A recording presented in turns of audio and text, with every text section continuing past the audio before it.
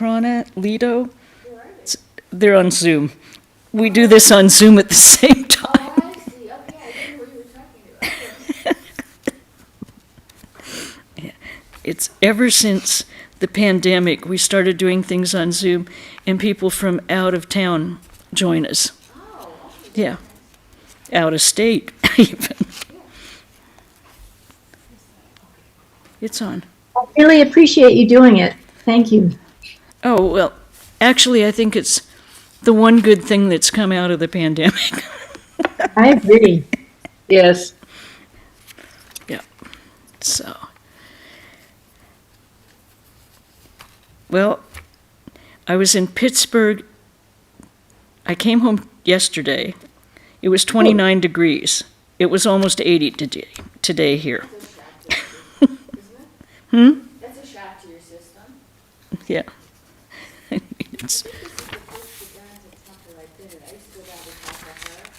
Oh, did you? So, yeah, I was Uh-huh. here, been down a bunch of times. That's nice. Yeah, in Chicago. Yeah. I belong to a Zen group in Chicago, Yeah. where we meditated. It's not this, They just built a new place, the Hall of Harmony in Chicago. Oh, really? Yes, they dedicated it this year, and they evidently, I didn't go. The plan was that it was going to be rather circular, and you walk in different doors, and each religion is represented, and then in the center it's the one. That was the plan. I don't know whether that's how it came out. Have you know about the Baha'i Temple No. in Chicago? Well, that's the same thing. Okay. And so every religion. Uh-huh. Yeah. Okay, so we will start on page 72, and I am going to start with along the way. Second paragraph. Along the way, both Swamiji and Swami Akhandananda suffered from slight fever for 3 days. Although in indifferent health, they made their way down to a dharmasala, the public rest place, where both developed a high fever. The following day, a local officer treated them with indigenous medicines and sent them down to Srinagar in a sedan chair. We were talking about this sedan chairs the other day. Someone told me that they rode in a sedan chair somewhere, and they were told, hold on, don't fall asleep, because they may drop you and they won't realize they've dropped you and you're left on the side of the road.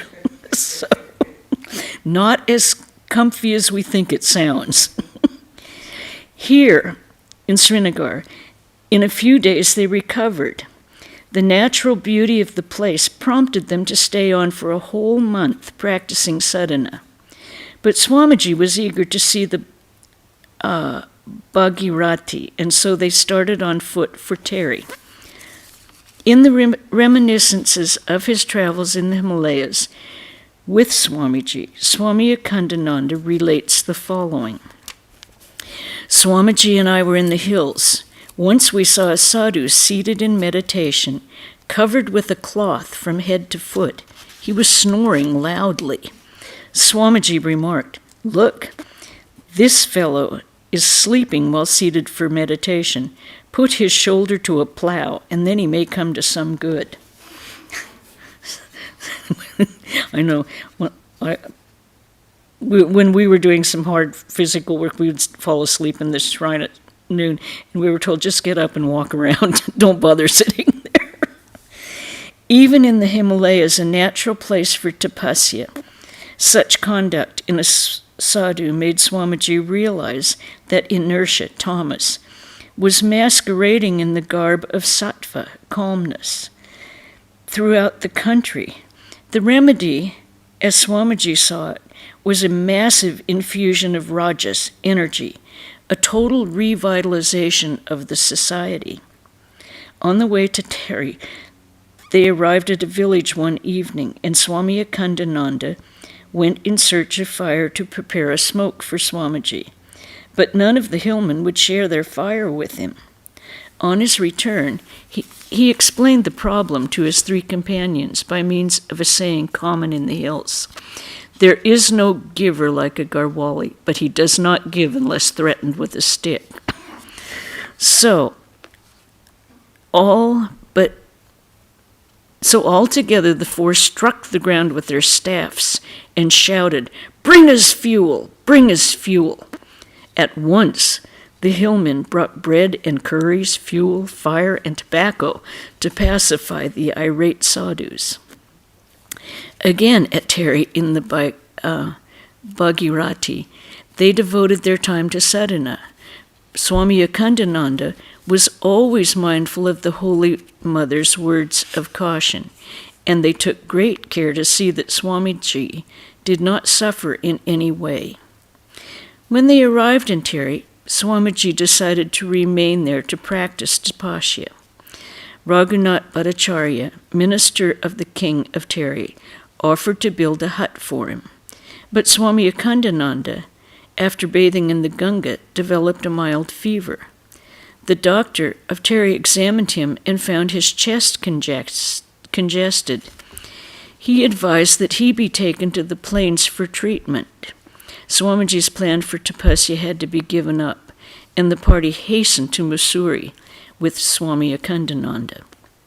On their descent, they met Swami Turiyananda unexpectedly in Rajpur at the foot of the Mussoorie Hills, and together they all went down to Dehradun. The civil surgeon at Dehradun examined Swami Akhandananda and found that he had bronchitis. He feared the condition might be aggravated by the climate in the hills, and told the Swami that he should go to the plains for treatment and warm clothes. The 5 monks were lodged in a merchant's house in Dehradun. The floor being damp, Swamiji went to look for a better accommodation. After a futile search, he came across a friend of his college days, a Christian who was then a teacher at Dehradun.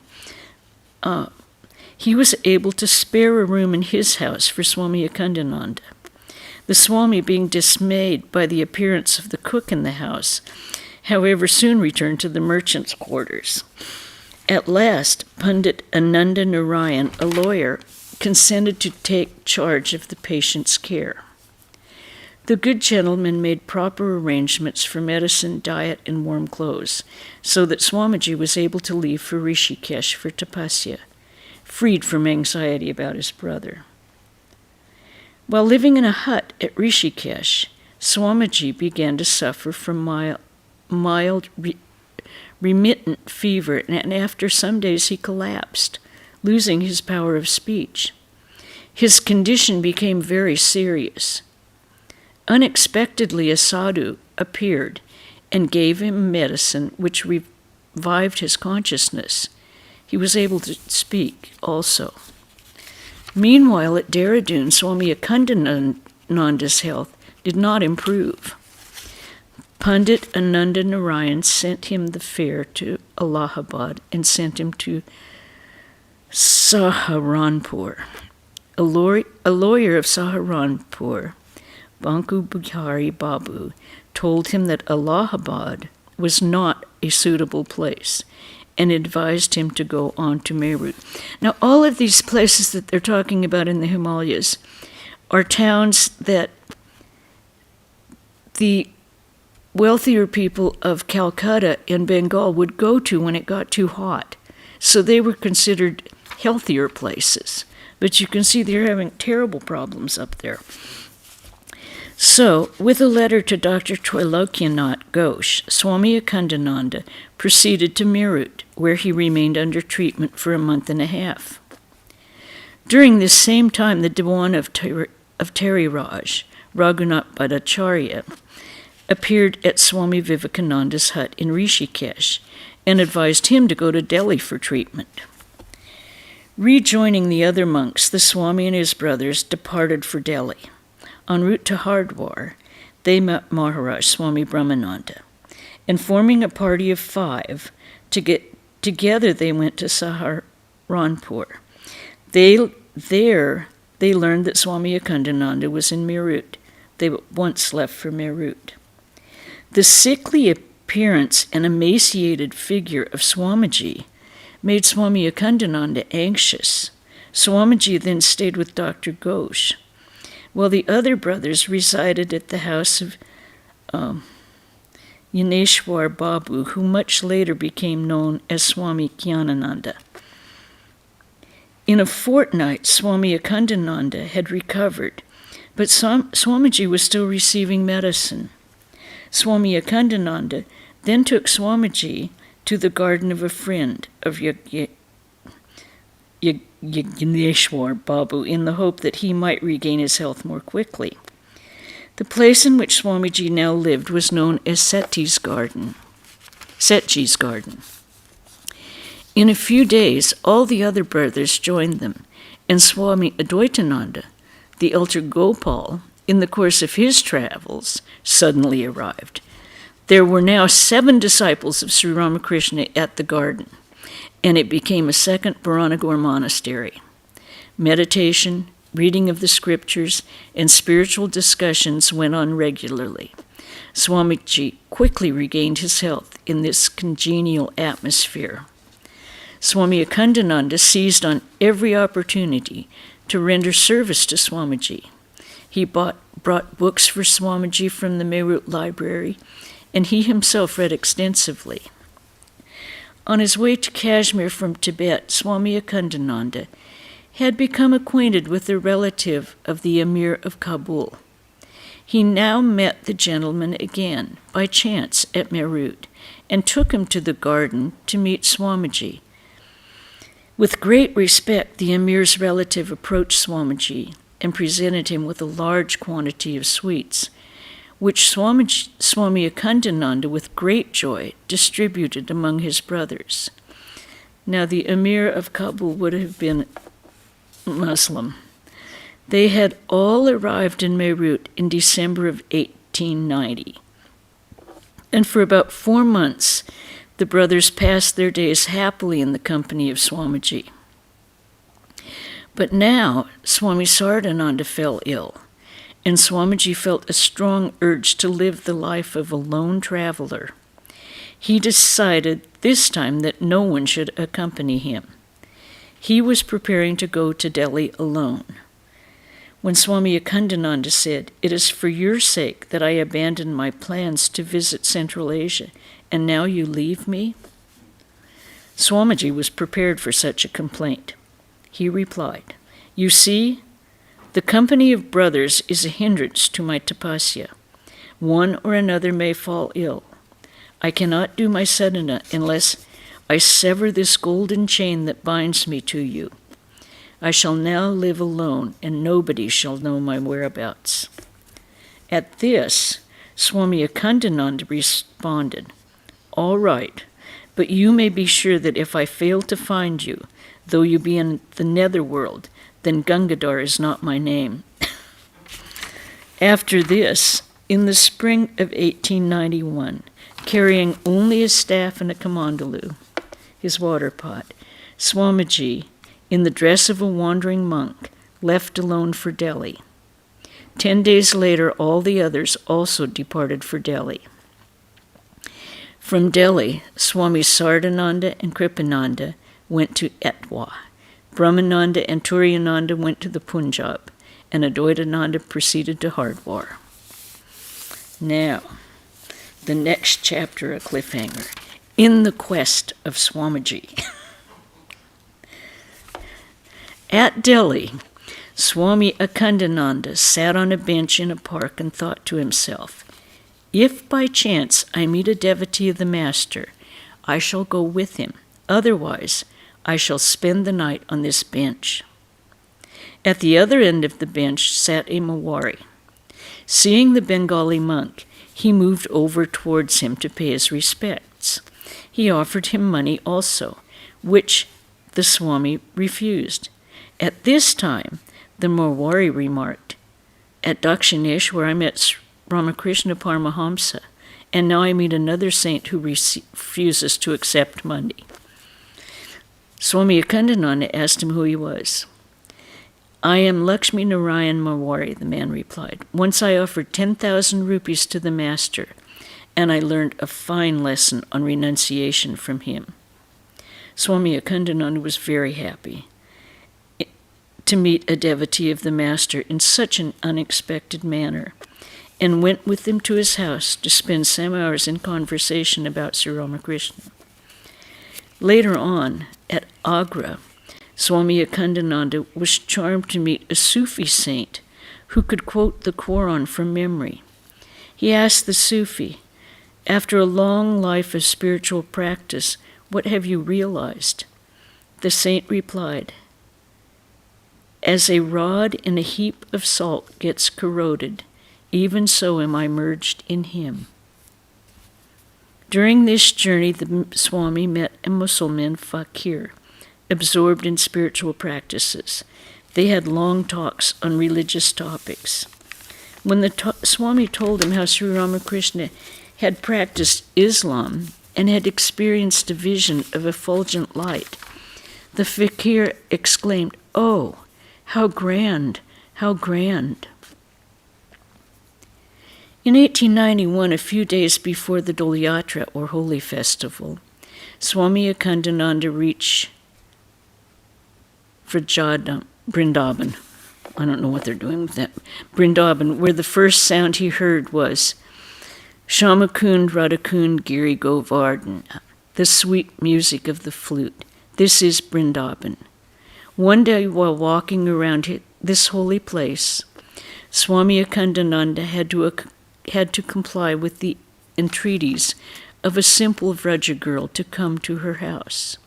The girl called her mother, saying, "Look, mother, one of the Lord's beloveds has come." The mother and daughter fed him affectionately with cream and butter and entreated him to stay a few more days. When the festival was over, Swami Akhandananda spent his days in spiritual practices. Presently, Swami Gyanananda arrived from the Punjab. He was stark mad with ecstasy. Once a member of the Sadharan Brahmo Samaj, he used to visit the master occasionally. Swamiji loved him for his good nature and gave him sannyas at the Bharanagore monastery. Now Swami Akhandananda took care of him while he was at Vrindavan and fed him with the prasad from the temples. Finally, the Swami sent him with an escort to Calcutta, since his ecstatic state showed no sign of abating. Shortly thereafter, Swami Akhandananda had another attack of bronchitis. Meanwhile, Swami Nirmalananda Tulsi had arrived in Vrindavan, and he too fell ill 2 or 3 days later. A local physician treated them both.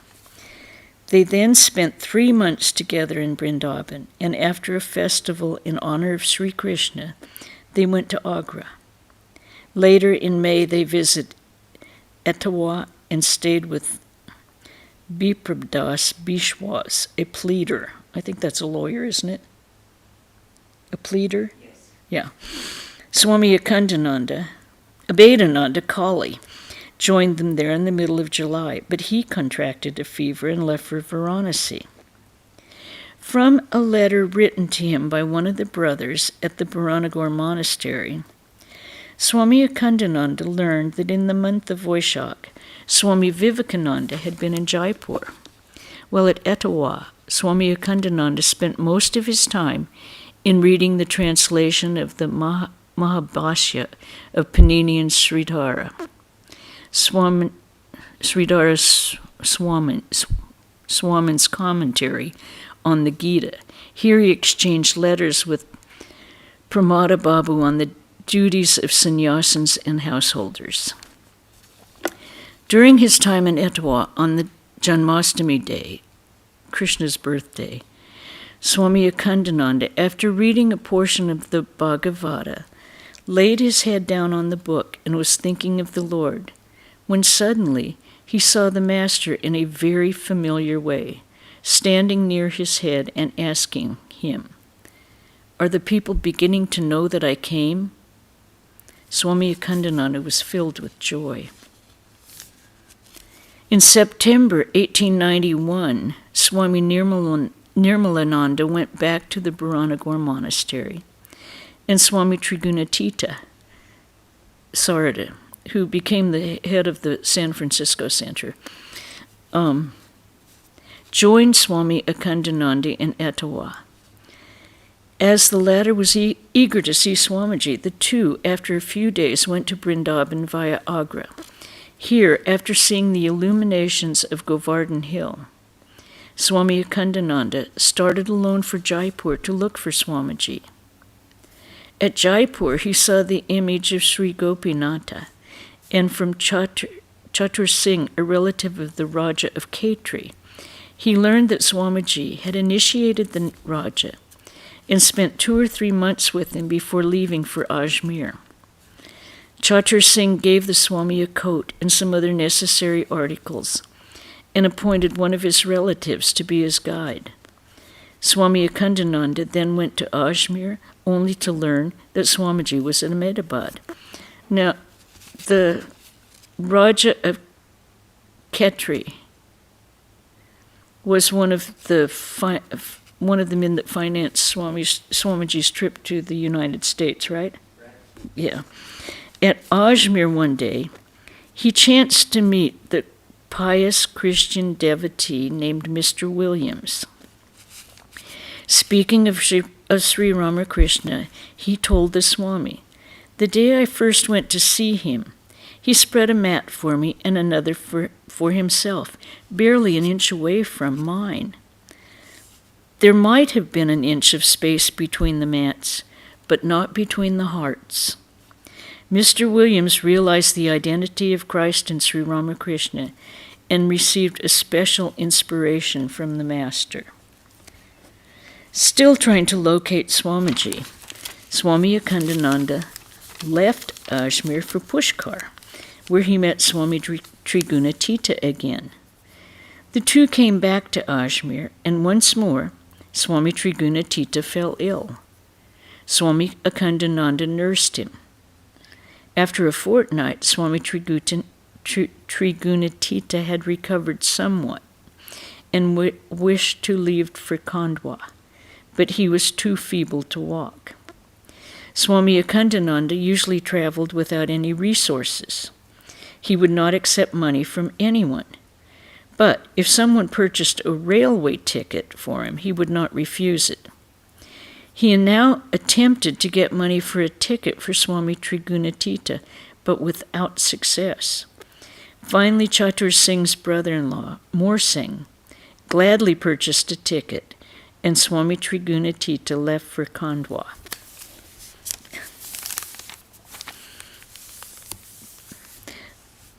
Swami Akhandananda was now most anxious to catch up with Swamiji. He could not do so if he went on foot, but who would pay for his railway fare? Without informing him, someone purchased a half-rupee ticket to Biar and gave it to him. At Biarwar, he learned that Swamiji had come and gone already. I mean, he's chasing him around Rajasthan.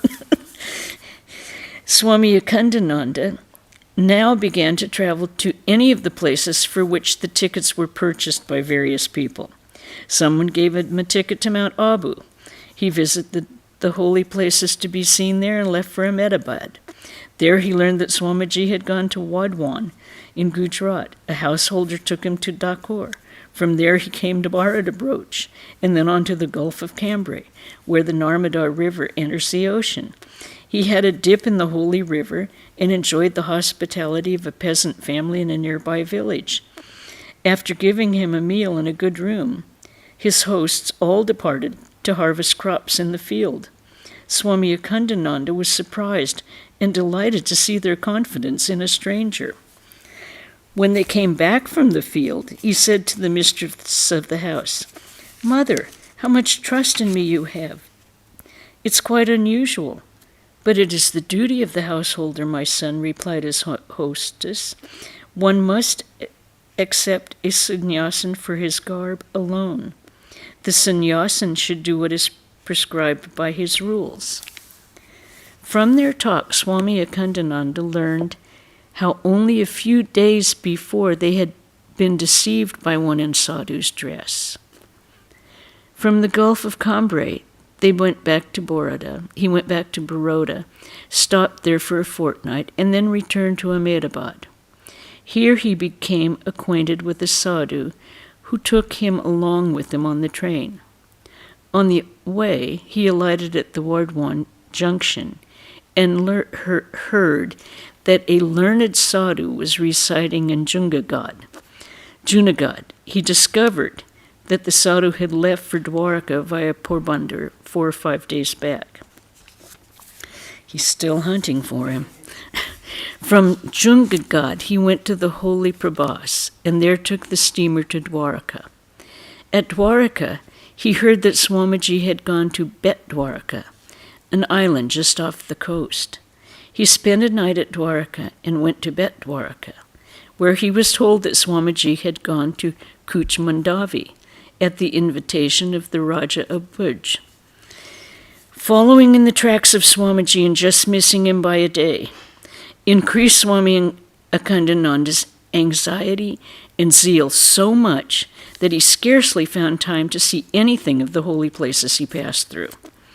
At Mandavi, he heard that Swamiji had left in a carriage with the Raja's men to Narayan Sarovar, a distance of 80 miles. Swami Akhandananda started alone on foot.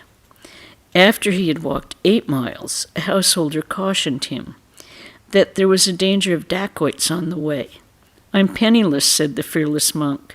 "Of what would the dacoits rob me?" However, he was provided with a boy to guide him to the next village. Swami Akhandananda asked the boy to translate into the Kutch dialect the following words: "Just take all I have, do not kill me," which the boy rendered as "Mirgano, Mirgano, Mukimar Moju, Jomu."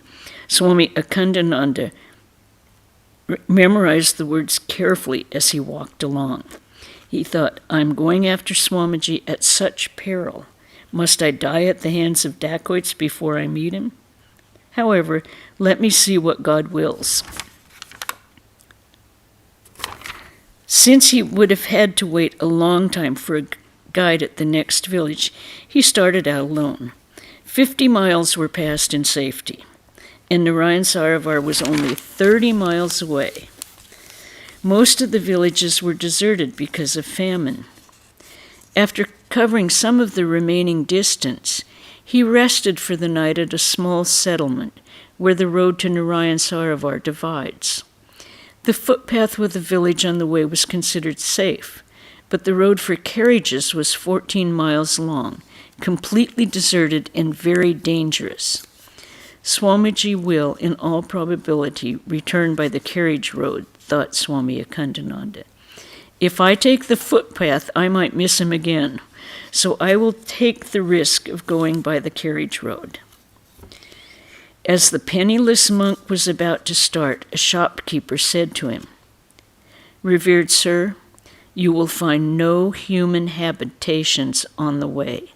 At midday you will come across a tank, reservoir. Take your bath there, and eat this fried rice and molasses for your meal." A local Bhakat joined him, and by noon, just as the shopkeeper had said, they arrived at a small tank in which they took their bath. After bathing, they ate the fried rice and molasses. Then, like a magician, the Bhakat took out his bag, flour, salt, and a pan. Then he lit a fire with dry cow dung cakes and proceeded to bake some bread. He obtained milk from some goats that were grazing nearby. The two travelers thus satisfied their hunger and continued on their way. The sun was setting. They could see some people following them from some distance behind, across uneven land. At times they disappeared from sight. Swami Akhandananda sensed danger. He wanted to tell the Bhakat to run away, but then he thought, let's see how the Lord dispenses with matters. Oh dear. Okay. The men who had been following them took a shortcut, and coming onto the road ahead, stood in front of them. Swami Akhandananda summoned his courage and asked, "How many miles away is Narayan Sarovar?" 6 miles, replied one of the men as he blocked their passage. Swami Akhandananda was about to speak again when one of the bandits seized him by the neck. As he said in Kutch dialect, "Maragana, Maragana, Murki Mar Jomu," he was struck 2 times on his back with a staff. He felt scarcely any pain, as he wore a coat with cotton padding, but he was knocked down on the road. He saw in the robbers' hands their drawn sword shining. An old man commanded him roughly, "Strip yourself." He removed all of his clothing except his loincloth. The robbers then searched his cast-off clothes thoroughly. In the meantime, the poor and feeble Bhakat who had fallen behind arrived on the scene.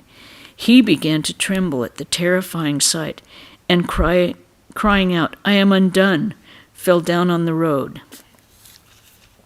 Swami Akhandananda begged the robbers to spare the Bhakat's life and not to beat him.